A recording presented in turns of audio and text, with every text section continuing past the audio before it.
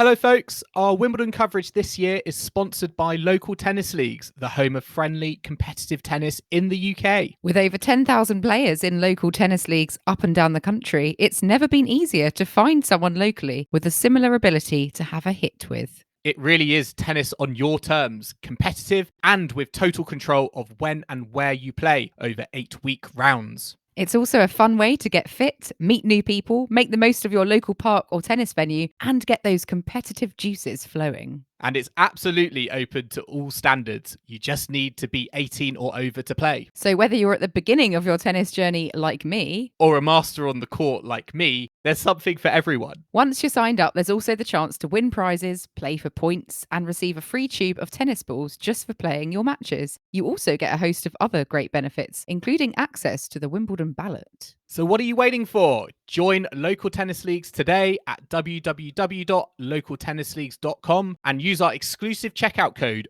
weekly50 in capitals for 50% off your £18 entry fee. That's www.localtennisleagues.com, weekly50 at the checkout. The link is in the description. So get ready to play some friendly, competitive tennis on a court near you. Please take your seats quickly, ladies and gentlemen. Thank you. Hello, ladies and gentlemen. Welcome to Tennis Weekly with Joel and Kim. On today's Wimbledon Round 3 catch-up, sponsored by Local Tennis Leagues. Iga Swiatek's streak comes to an end. Nick Kyrgios overcomes Stefanos Tsitsipas. And Heather Watson's dream run continues.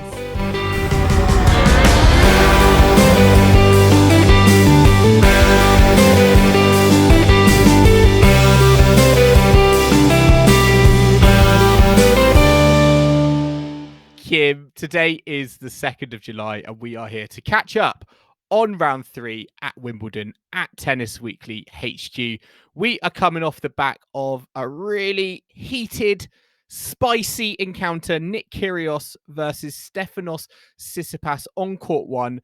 Everyone was looking forward to this match. I mean, maybe 99% of people were looking forward to this match going into it. And it has delivered drama.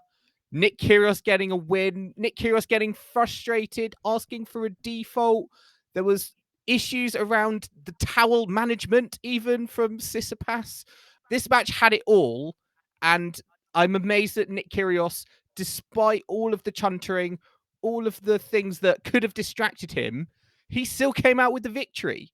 Yeah, considering he was sort of having a constant running dialogue, trying to get his opponent defaulted and just, having a go at everyone left, right and centre to come through in 4 sets and play decent tennis, and to get it done in that 9-7 in that 4th set tiebreak and to avoid going to a 5th set. Tennis wise, very good. Like, he did well to come through that match. He beat Tsitsipas recently in Halle, so had a recent win over him. So this was always going to be a close encounter. We knew there was going to be some aggro, but I don't think it hasn't disappointed us in terms of the aggro that we're getting in all the press conferences now, like after the match finished about an hour and a half, 2 hours ago, all these comments being made. But I guess it kind of started at the end of the 2nd set when Tsitsipas dropped the set, hit a ball away in frustration. The ball went into the crowd. And Kyrgios's argument was that was a definite default incident because Tsitsipas hit a ball deliberately into the crowd.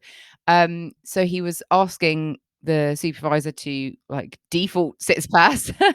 Asking is putting it nicely. He was demanding. He was demanding, or he was commanding. Yeah, he was like, bring out all the referees onto the court. You're not good enough. Yeah, it was. He was really adamant that match had finished in his eyes, and he was so fixated on it. And obviously it didn't happen at the time, but he was so fixated on that outcome. I think a lot of us just thought this is going to be, the end of him in this match in terms of not being able to concentrate, keep it together. He's got this thing in his head. He's not going to let it go. He's going to, tank the 3rd set. But that didn't happen. And I think for me, that was the most surprising thing, was all of this, as you said, all of this sort of monologuing going on during the match, this commentary that he was having with himself, with the umpire, with Tsitsipas, and also with the crowd as well.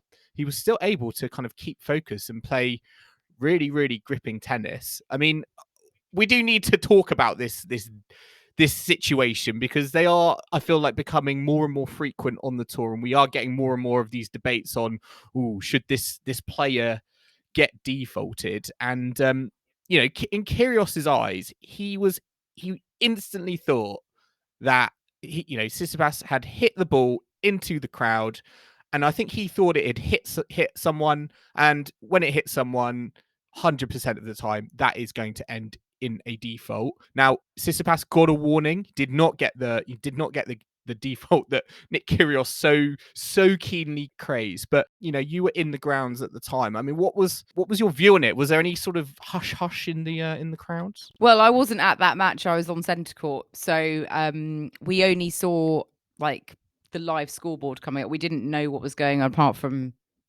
people on WhatsApp telling us. So I've watched it back briefly. The Tsitsipas hitting the ball out into the crowd, but I think I need to see it from more angles, because the clip I saw, it wasn't really obvious that it was like a really angry hit.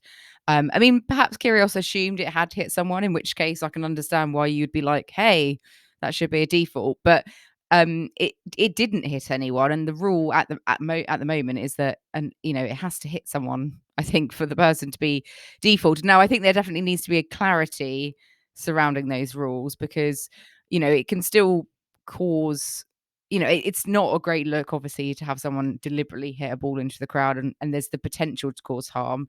And I think they do need to clamp down and be much stricter, and I guess expand those rules out. But maybe in the heat of the moment, Kyrgios, maybe they should have shown him footage or something to be like, no, look, it didn't hit anyone, to calm it down. I agree. I think there should be some sort of video referral. It happens so quickly, especially at the end of the set. Lots of things going on. The umpires probably focus on talking about who won the second set into the microphone. So I do think having a video replay could have helped bring light to the situation. I mean, I've watched the clip. I watched the clip live. I've watched it back.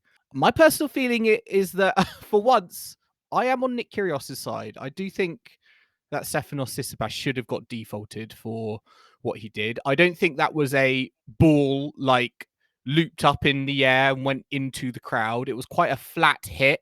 He was frustrated and angry, and I personally don't really care if it hit someone or it didn't. I don't think that should matter.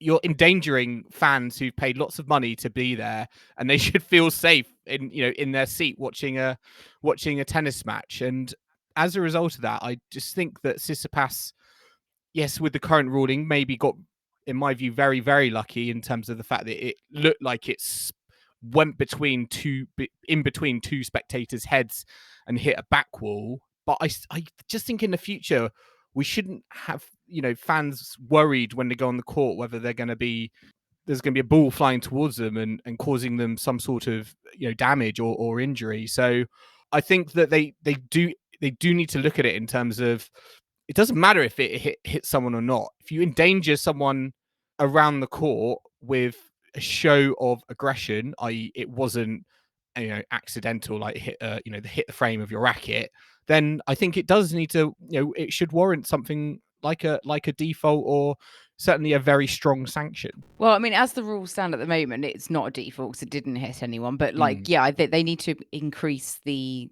rule book, basically make them more severe and get it. It's just not as black as what I just don't think it's as black and white as, it didn't hit someone, so it's all fine and well, we can no, move on. and I guess it's like the intent as well of the hit. Is it a really angry hit, or is it just sort of like a, I was actually putting the ball to the back of the court to the ball kid and I went really wrong, or sort of thing. But I guess then, the thing is, a rule, is going to be open to interpretation and subjectivity. So you have got to have some kind of defining characteristic.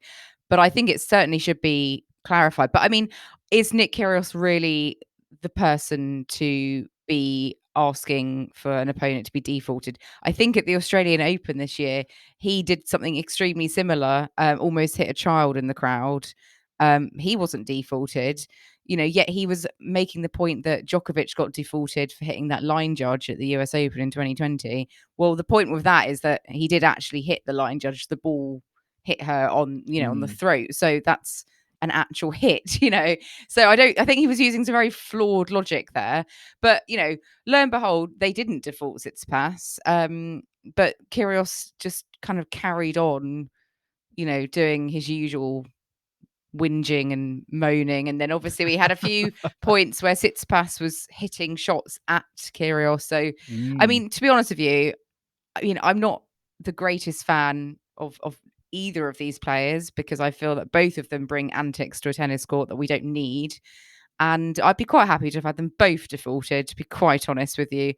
Let Nakashima go through to the quarterfinals. There we go. well, I know what you're saying, Kim. And I mean, both players could have had arguments to say, their opponent should have got defaulted. We've just spoken about Kyrgios's argument on Tsitsipas, and I think one of the things that Tsitsipas was frustrated with, particularly in those first 3 sets, was just the amount that Kyrgios, he felt, was getting away with. And I get that umpiring in a Tsitsipas Kyrgios match, or in any Nick Kyrgios match, is a very hard situation to be in. You need to be at the top of your game in order to handle that, that pressure and that environment that you just know could kind of kick off at any moment. But certainly I do think that Kyrgios was maybe allowed a little bit more leeway than he should have. And it was amazing that Tsitsipas was the one who got the point penalty first of all, and not Kyrgios. So I do wonder if the umpire could have been a bit more. I think he was a little bit too lenient, early on, in that match. But it was fascinating, I think, with the crowd dynamic, because I felt like going into the match, everyone was sort of rooting for, Tsitsipas, and Kyrgios was like the pantomime villain. But I completely felt like during that match, there was a complete shift. And it was almost kind of like a double face turn in terms of Kyrgios went from villain to hero, and Tsitsipas went from hero to villain, which you just do not see a lot in tennis matches. But it happens obviously when there are 2 very combustible players on the court. And I think with Tsitsipas, the more that match went on, the more it became a grudge match, the more it became like a personal affair that he took emotionally. That is when I felt that Kyrgios dragged Tsitsipas down to his level. And that is when I thought, Kyrgios, he could come through and win this. And yes, he's, got the beating of him, in their previous matches, but certainly in this match, when I thought Tsitsipas showed those emotions, that anger, I was like, even if Kyrgios is going to be chuntering to himself across, throughout the match, he's playing an opponent who is also emotionally vulnerable. Yeah, and I think, Kyrgios sort of known that Tsitsipas doesn't like it when a match becomes quite personal. So I reckon Kyrgios was upping the ante in terms of all his chats around the court, because he knows that Tsitsipas will not like that. I mean, if you're Tsitsipas, you have kind of got to just rise above it and not let that get to you. Like, I think that's the way to behave against Kyrgios, is literally. It's so weird, Kim, because he literally loves all these philosophical comments on Twitter and presenting himself as this like cool dude, really zen, really chill. But again, in these moments, and perhaps it's a learning experience for him, that in these big matches, his emotions got the better of him, and ultimately that's led to him going home early in the tournament. And it's something that maybe he needs to work on in terms of coming up against these emotional players. And yeah, I can be zen and chilled when I'm playing players who are also kind of, bottle up their emotions, don't really kind of show it on the court. But he needs to be able to maybe do that against players who don't fit into that mold. And certainly you would classify Nick Kyrgios as one of those. Yeah, and in the post-match press conferences, Tsitsipas has been saying that Kyrgios is a bully, saying it's constant bullying, that he bullies opponents, that he was probably a bully in school. that he has a very evil side to him. I mean, he also did say that he has some good characteristics as well. But in response to that, I think Kyrgios has come out to say that Tsitsipas is being soft, to say that he's a bully, and so it's continuing. It's amazing they used to play doubles together. Yeah, I mean, it's just not a good look. Like, we should be talking about tennis, not comments in press conferences and, you know, comments on a court and this sort of behavior. And it's sort of the same thing like all the time with Kyrgios. And you know, we speak about it at length, and perhaps we shouldn't so much, but it is the top thing. You know, it's trending.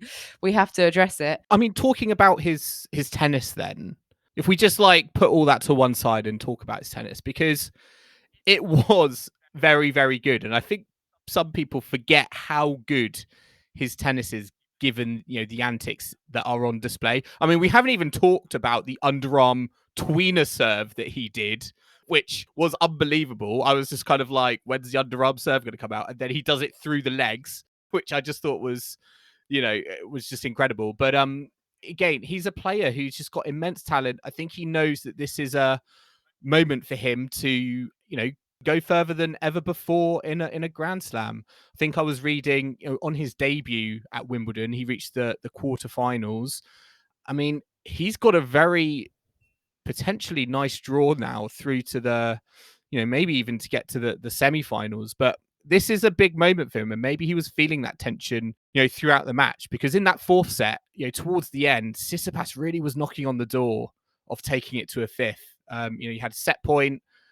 He was a couple of points, you know, away on Nick Kyrgios' serve a few times, wasn't able to do it. And you just felt that if he had pushed it to a fifth, Nick probably would have just capitulated in you know, maybe in like a 6-1, 6-2 loss. But the fact that he was able to keep together perhaps reflects just how much he knows that this could be a moment for him. I think he knows it could be a moment for him, and I think that's also why he was trying so hard to get Tsitsipas defaulted, because he knew that this match was the toughest one he's going to have. He doesn't care for a how. while. He just wants to go through. Yeah, and I think, you know, no offense to Nakashima, like I saw his match today. You know, he did well to come through in straight sets against Daniel Galan, but I don't think Nakashima's going to be able to defeat Kyrgios unless Kyrgios is kind of, well, something, you know, extra happens. But I know Kyrgios is immensely talented, but and this might sound harsh, but it's a talent I cannot appreciate because of all the other stuff. It gets in the way. I can't forget about how can I watch a tennis match with him playing when it's just constant misbehavior, constant disrespect. It's not a good look. He's not a good role model. It's tiring, and I'm tired of like saying this every time these things happen.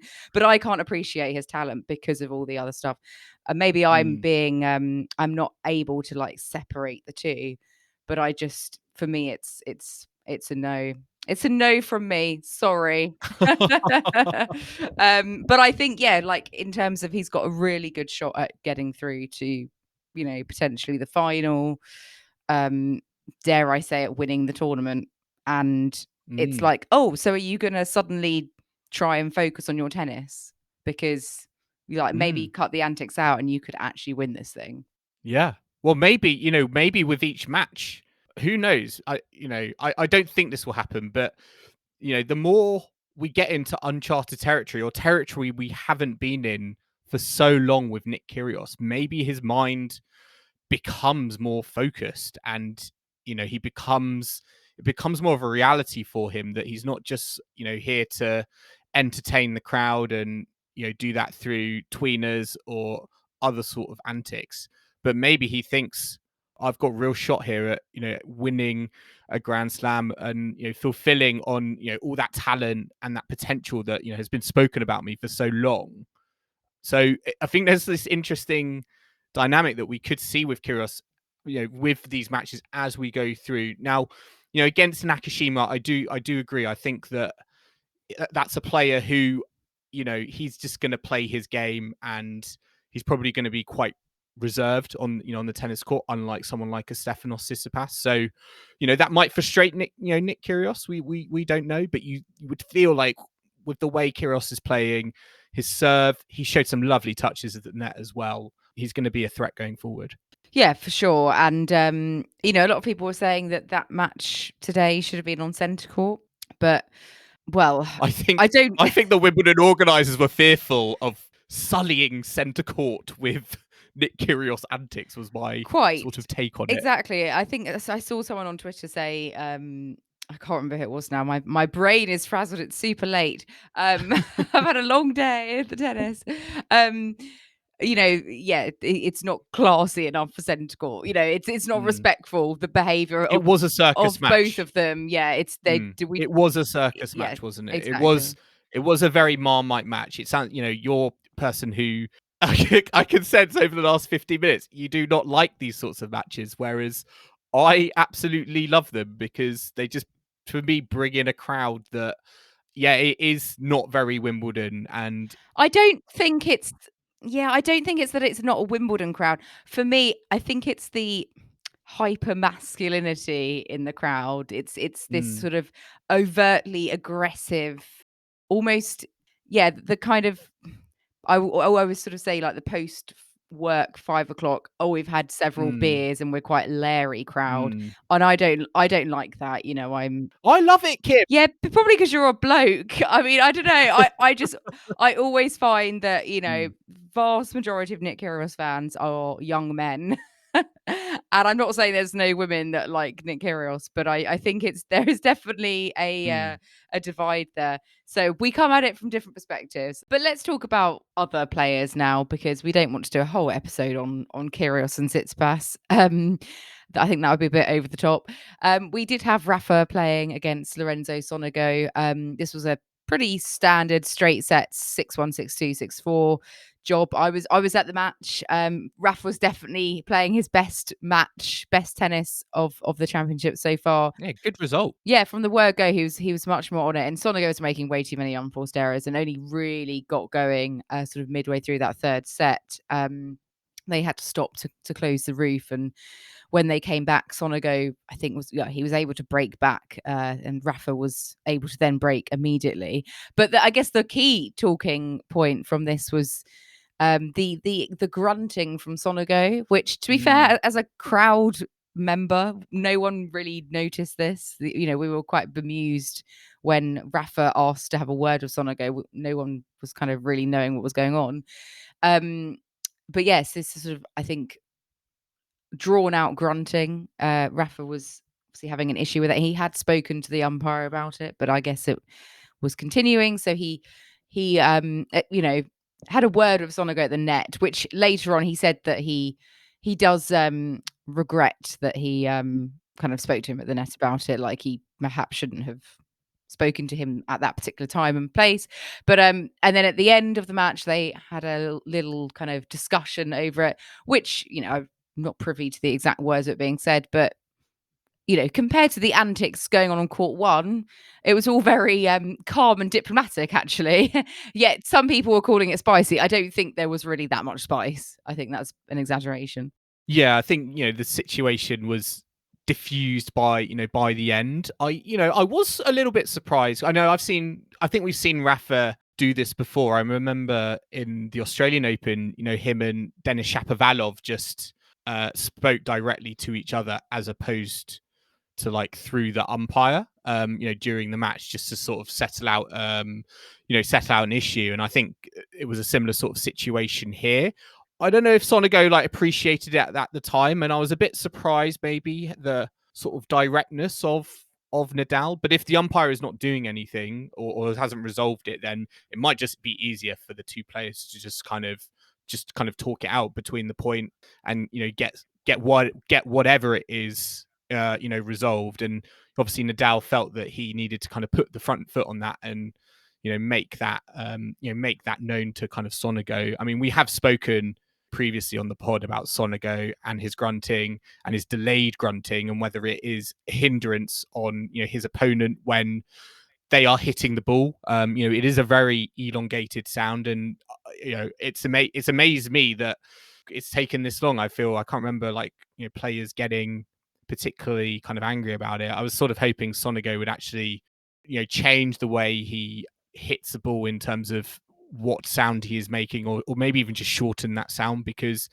it, for me, is a bit too long personally. So it was nice, I think, for Rafa just to kind of communicate. Maybe it could have been done in private, and perhaps Nadal felt that at the end of the match. I mean, he said he sort of regretted, I think, just doing it out on the court. Maybe he thought, hey, worked with Shapovalov at the Australian Open, maybe I'll work with Sonego at Wimbledon. But that's like him. I mean, his performance was so much better, I feel, than we've seen in the first 2 rounds, and against a better opponent as well, an opponent that, you know, has shown form, you know, on a grass court. I thought was going to be a much trickier proposition. So it must be really encouraging, given he's gone into the second week and he's played his best match against a player who I think many of us thought was, you know, decent for at least, you know, one set.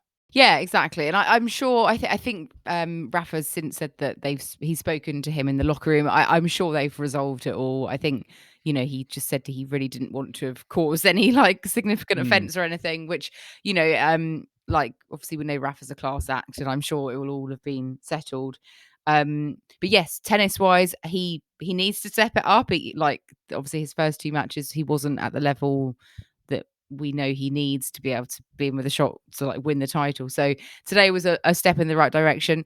He's got Botic van der Zandschulp next, who, you know, has a really decent game for grass, recent Queen's semi-finalist. Yeah. They did play at Roland Garros recently, and obviously Rafa won that one, but I feel like this will be a slightly different story on grass. Van der Zandschulp came through quite a close match with Richard Gasquet, and Gasquet should have won that first set in that match. He was, I think, serving for it was 5-3 up and ended up losing it. So you know, Van der Zandschulp through into the 4th round. It's going to be a tricky encounter, I think, and Rafa's got to make sure he's still on it like he was today.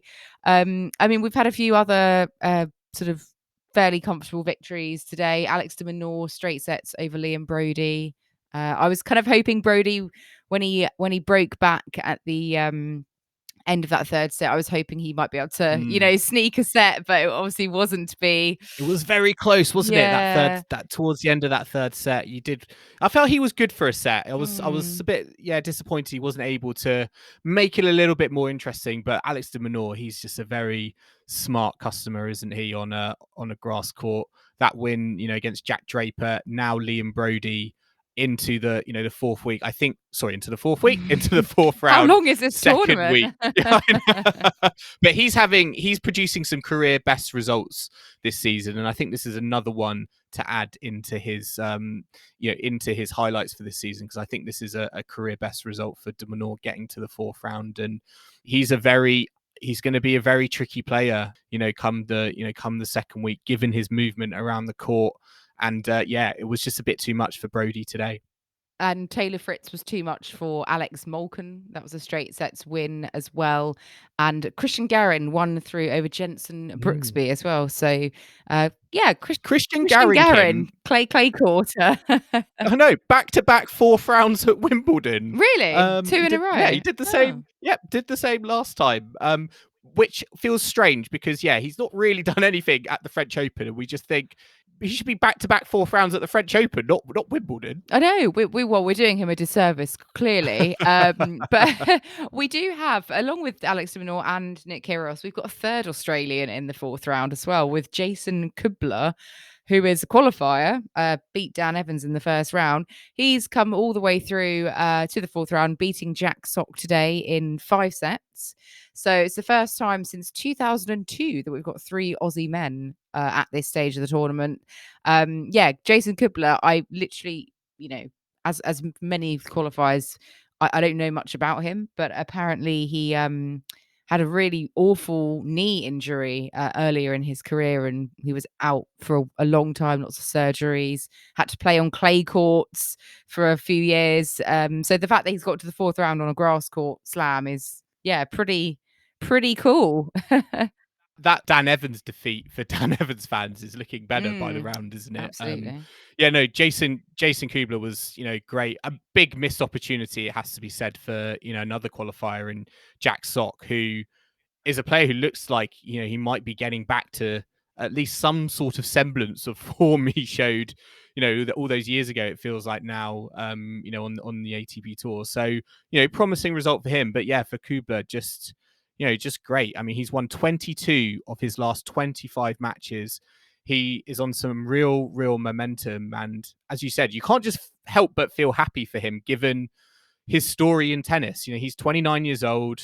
He's had 6 knee surgeries. I mean, as an Andy Murray fan, I feel like I could relate to Jason Kubler fans, given the amount of pain that he and rehab that he must have kind of gone through over the years. And the fact that Kim, as you said, has spent 4 years of his professional career playing exclusively on clay courts to avoid any kind of structural damage to his knees, just shows his dedication to the sport, his commitment and his drive to kind of keep going in the face of these knee injuries. And when I was reading about them, this is a hereditary knee injury. This is something that's not going away. So it's amazing that he's being able to kind of manage this. And this season's just been great for him. He reached the mixed doubles final at the Australian Open, his home country, back in January.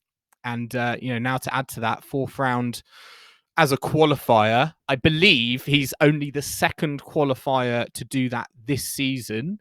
The other one was Zapata Morales at the French Open. I know I needed to get Zapata Morales reference in there, but nice story for Jason Kubler coming through into the second week as a qualifier. Every podcast has to have a Zapata Morales reference in. Well, I will say though, he will be annoyed. I think though he will be annoyed that yes, the prize money will be great, and I think he's gonna seriously. I think he'd earned like kind of $600,000-700,000, I think, and he's now set to earn like 200,000 or something like that. But I feel like these sorts of players are the most who are going to be annoyed about the fact that there are no ranking points, because his ranking would have shot right up, I imagine, from wherever he is in the world, probably outside the the top 100. Yeah, I just feel like that's probably the one sort of annoying thing for him, given how well he's performed. Absolutely. And I mean, talking of other players who have done very, very well at this slam, won't benefit in terms of ranking points. Harmony Tan, she's into the 4th round. She thrashed Katie Boulter today. I was not expecting this scoreline, I have to say. I thought they would be a lot closer. I thought, Boulter's in with a chance here. I was not expecting that match to be on court 2, to be quite honest. Or I was first on. I thought 11 a.m. court 2. That's not the time for that match. That is a rough deal, I feel, for Katie Boulter, given what we saw of her against Krejcikova, the round before on a show court. I thought that was particularly unfair. Oh, sorry, Krejcikova, Pliskova. I'm getting my Grand Slam finalists, mixed up. But I thought that was disappointing, but not as disappointing as the result. I think Boulter admitted afterwards she was almost emotionally spent going into the match. She was feeling, I think, quite jaded, and that probably didn't help. I do wonder if she was a little bit flummoxed by the spins and the different sorts of pace that Harmony Tan was putting on the ball. Because if you compare that to the previous round when she was playing Pliskova, who likes to hit a flat ball, it's a hard ball, generally what's coming at you.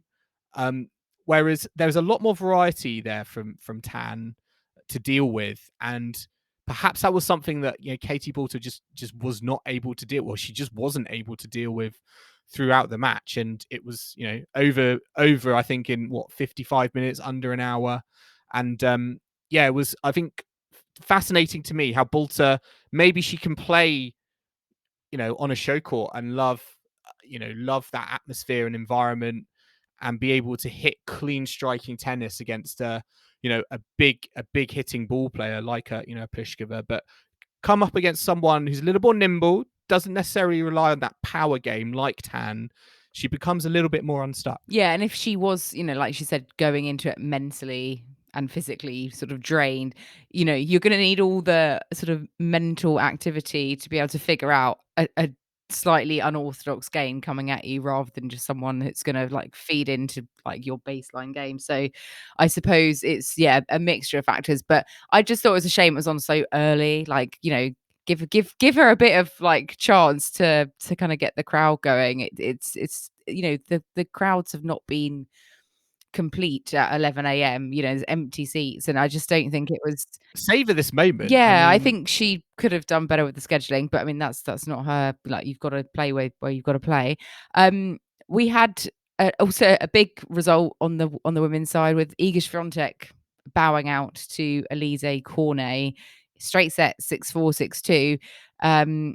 The streak is over, 37 matches, and it's ended in the third round at Wimbledon. Not the first time that Cornet has beaten a world number one. We know that she can take a scalp on her day. She beat Serena here back in 2014, also in the third round. She beat Serena 3 times that season, and I remember that when I was following tennis, all those years ago.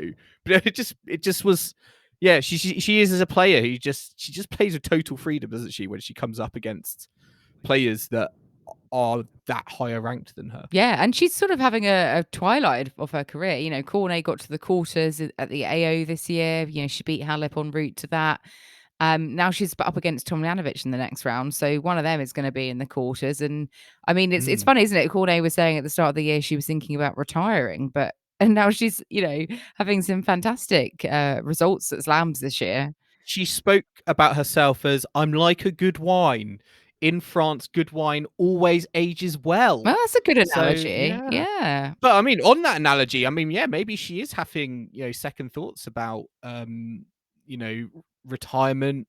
Maybe play another season. If you're going to be getting older, getting better, and getting these results in, why not stick around? And against Iga Swiatek, she was great. I mean, I think Swiatek, the thing that did her in that match was just the number of unforced errors that she was uncharacteristically giving 3 points to Cornet. And credit to Cornet. I think she moved Swiatek all around the court, and she's a very experienced competitor, and as you said, loves an upset. Serena Williams back in 2014 on this court, good memories. Simona Halep as well, in the Australian Open earlier this year. And it's an interesting one for Swiatek, because I just think that she came into this without a lead up tournament, and we've always kind of described her as the queen of clay.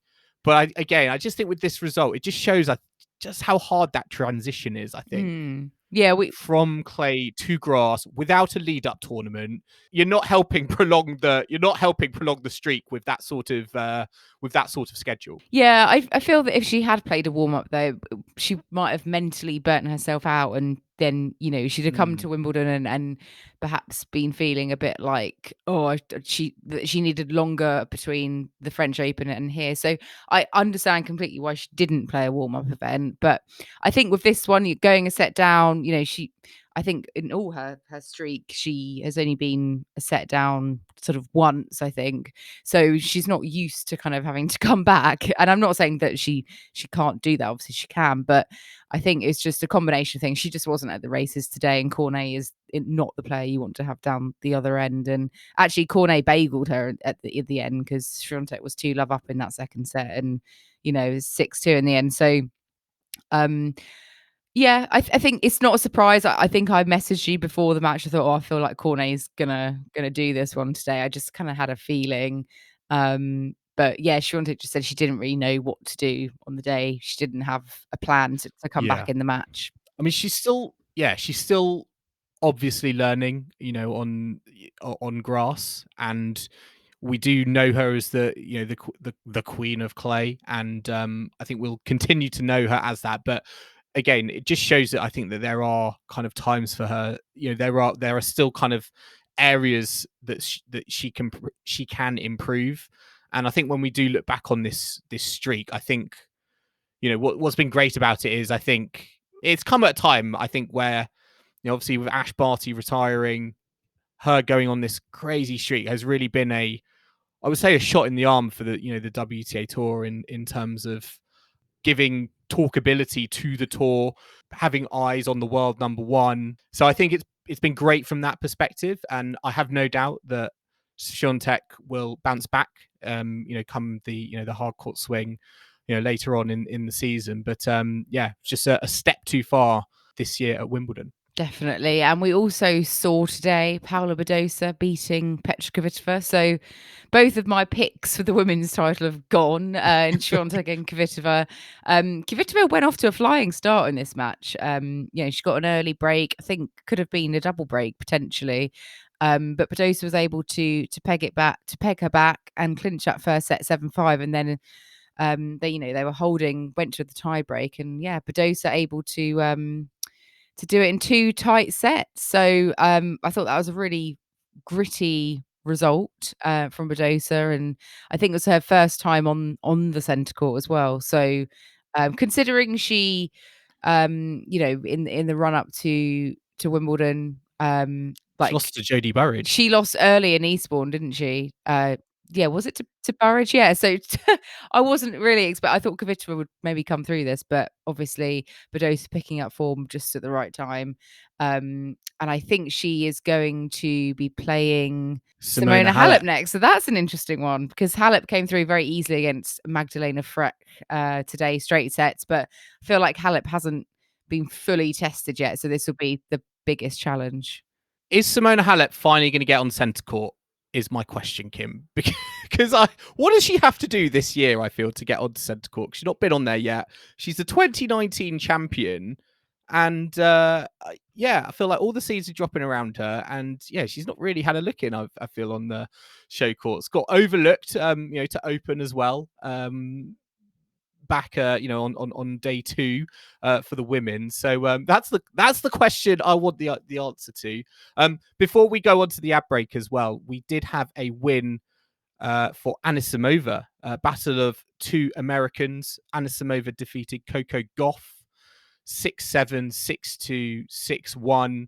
Bit of a topsy-turvy opening set. I think both players led by a break, but Coco was able to just sort of nab it in the tiebreak. But from then on, Anisimova, I think, just got used to the Gauff game and just sort of powered her off the court. I think Gauff, watching some of the highlights, I think Gauff was maybe a little bit too defensive, and maybe that worked for her on the clay. But if you're defensive against someone like Anisimova, I think, if you just give her a ball in the middle of the court, she's gonna hit it true, and the speed of the court is just going to help her hit and compile winners. And I just felt Anisimova's very offensive game helped her against Gauff, who I think was just a little bit too defensive. Yeah, I think she went for it more and it paid off. So well done, Anisimova.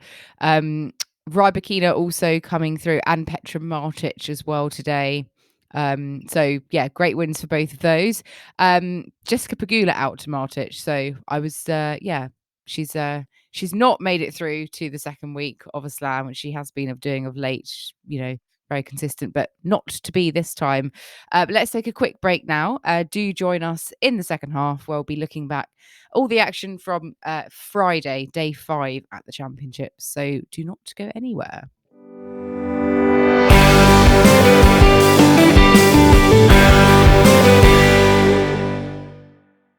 Welcome back to our Wimbledon Round 3 catch-up, sponsored by local tennis leagues. And let's move back on to talking about all the action from day 5, Friday.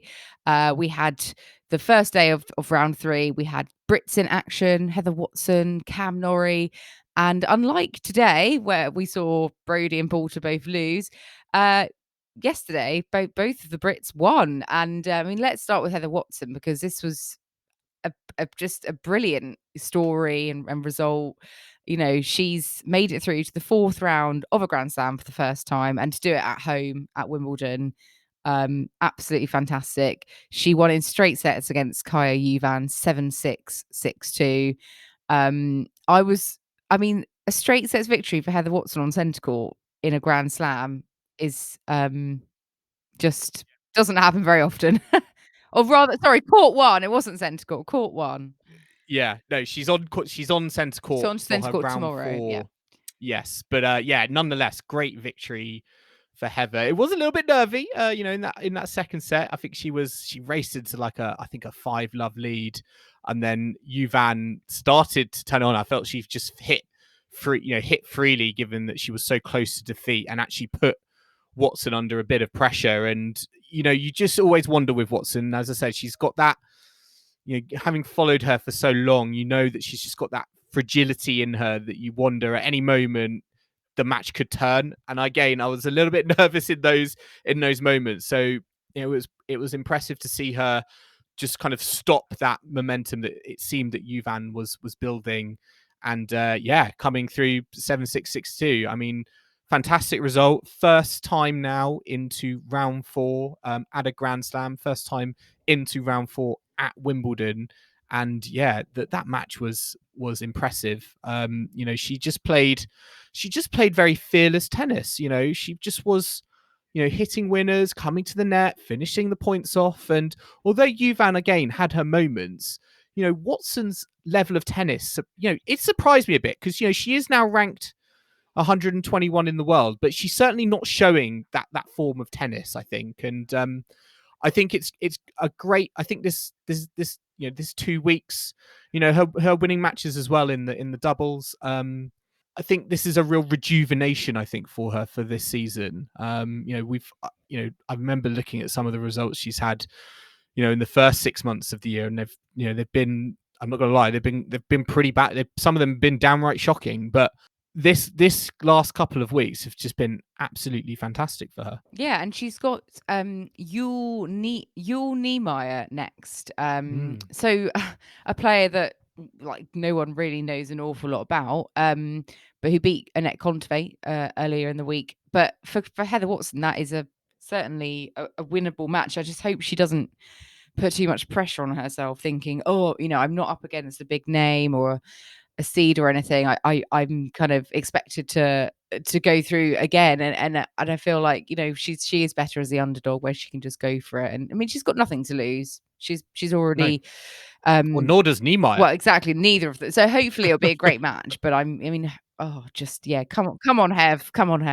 It might just be a match that just comes down to who can hold their nerves together the most, because this is such an open part of the draw. Potential, being a quarter finalist at a Grand Slam for the first time, both players will think maybe this opportunity is never going to be so open for me ever again. So it very well might come down to a battle of nerves. The fact that this is a match that is going to be on centre court.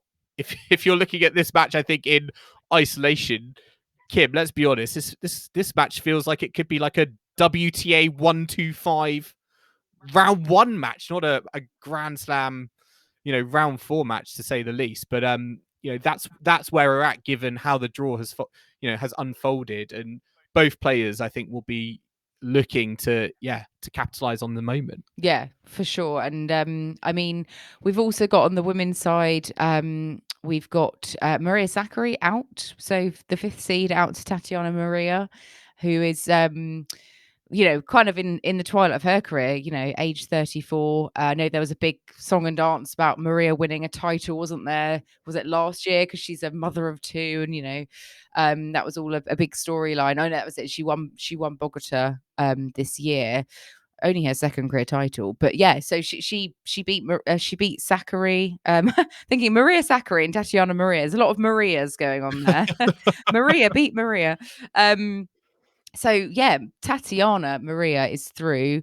She will face Yelena Ostapenko. So Ostapenko keeping up her good form from Eastbourne when she reached the final. She made it through. Also wins for Ons Jabeur. Very comfortable against Diane Parry on centre court. I've got good vibes about Ons Jabeur.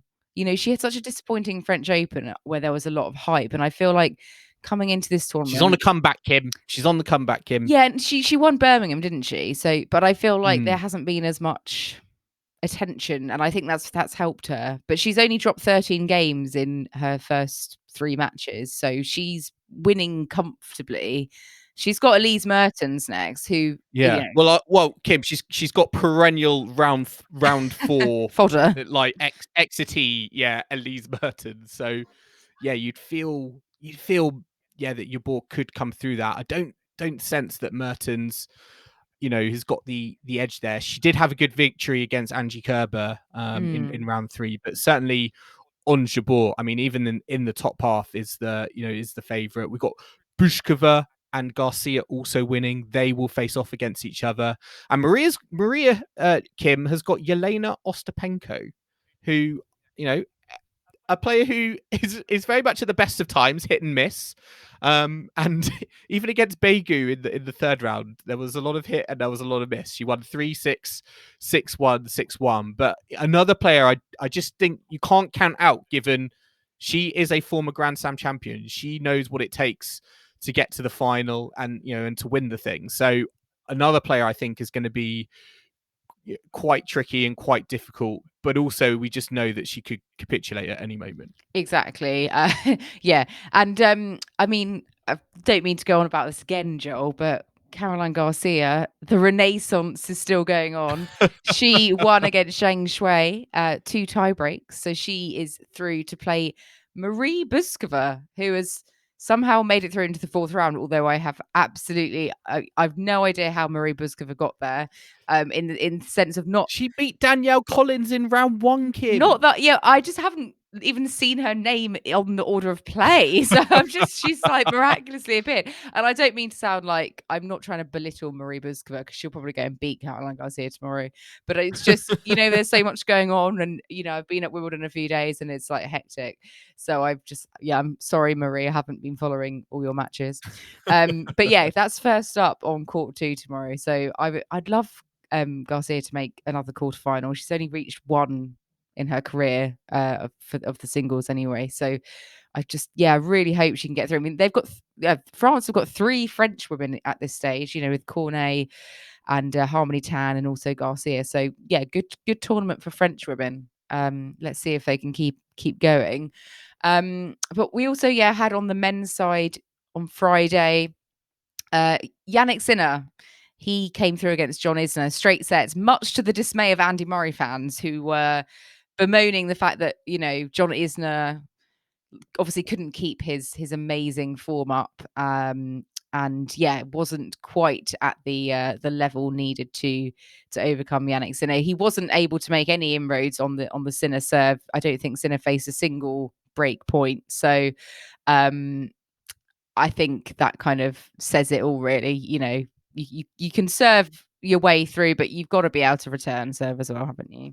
And break. I mean, John Isner, I think he's now holds the record for the most ever aces on the ATP tour. So that's something he can take away. But I do agree with you. I think when all is said and done, yes, John Isner has had good results at Grand Slams, and he had that very memorable match that's in the record books against Nicola Mahut all those years ago at Wimbledon. But I just think he's just going to be known as the guy who had one of the greatest serves of all time, and he's just going to be known for how many aces he served, how many free points he got, and that being the bedrock of his game. And that's the one shot that he has just utilized throughout his career. And it was impressive against Andy Murray, but it certainly faltered against Yannick Sinner.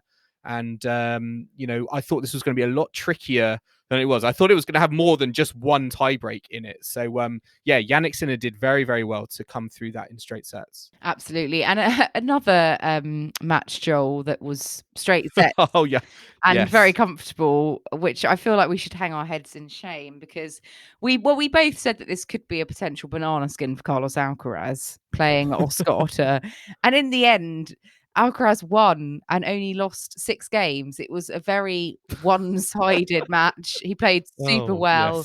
Yes. I don't know what I was thinking. Otter didn't have an answer. Carlos Alcaraz was all over him. Only 8 unforced errors. Definitely like the best we've seen Alcaraz on this surface, and obviously so far in this tournament. So I definitely called that one completely wrong. I mean, Sinner Alcaraz next round, that's one of the marquee ties, I think, for tomorrow in round 4. But yeah, this was a great performance from Alcaraz. Probably the best match he's ever played on a grass court. And I certainly think against Yannick Sinner, he's going to need to be playing close to that level, to have a chance. I put Sinner maybe as a slight favourite, actually, in that matchup against Alcaraz, simply because of the lack of Alcaraz experience, on this court. I just think Sinner maybe has a little bit more, and given the way he's been returning, based on what he did against John Isner, I put Sinner as a slight favourite, but I wouldn't be surprised, Kim, if that turns into an absolute slugfest, and who knows, goes deep into a fifth set. Yeah, and I agree. I think you're right. It could well do. We also, Joel, very excitingly, Tim van Rijthoven into the fourth round. His dream run is continuing. I mean, he's got Novak Djokovic in the fourth round, but at least he gets his moment on centre court against the number one seed. Tim van Rijthoven. What a story. Yeah, he came through against Basilashvili. I mean, great stuff. I'm really happy for him. I'm really happy he got the wild card into the tournament, and that he's very much justified that wild card. And again, he's another player that is not benefiting from the lack of ranking points. He would be right up there, wouldn't he? But yeah, that's a frustration. But hopefully, he can give Novak a good run for his money tomorrow when he's got absolutely nothing to lose. So I'm quite curious to see how he gets on against Novak. And even though John Isner didn't get through for the Americans, we did have double American success from Frances Tiafoe and Tommy Paul, with Tiafoe coming through Alexander Bublik in 4 sets, and then Tommy Paul coming through Jiri Vesely in 3 sets. So, I think, going into the tournament, Frances Tiafoe, I was thinking, could he do something here? It's great to see him living up to his billing. I think he's into the 4th round for the first time. Tommy Paul, a little bit more of a surprise package. He's got Cam Norrie tomorrow, who is in the 4th round of Wimbledon for the first time. I swear, another player, Kim, he just like was in the 3rd round all the time. So it's great to see him breaking through. I think, you WhatsApp me saying you think Tommy Paul's going to win that. I have to say, given the way Norrie's been playing, I got to put Norrie as the favorite there.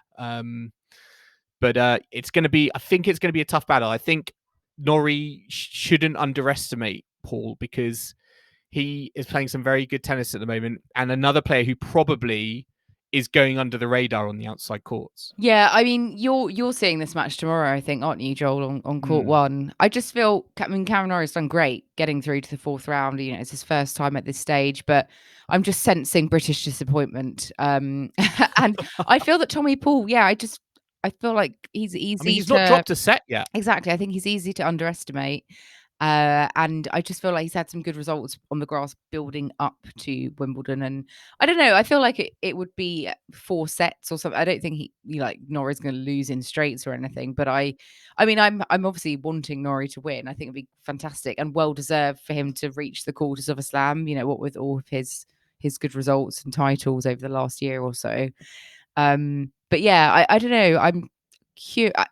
There's a lot of matches tomorrow that I'm actually genuinely quite open in terms of who's going to win. I think there's some really, really decent ties, and a few names, that I've been going under the radar, like Frances Tiafoe. No one's really been talking about him, so it's nice that he's been able to come through and make it into, I guess, the second week. Although it's the Sunday, it's this is the first proper Sunday, isn't it? There's no middle Sunday, so it's gonna be, I know we can't say weird. They've reached the second week assuming they've got to round 4. Exactly. It's still the same. Not true anymore. Still the same week. Yeah.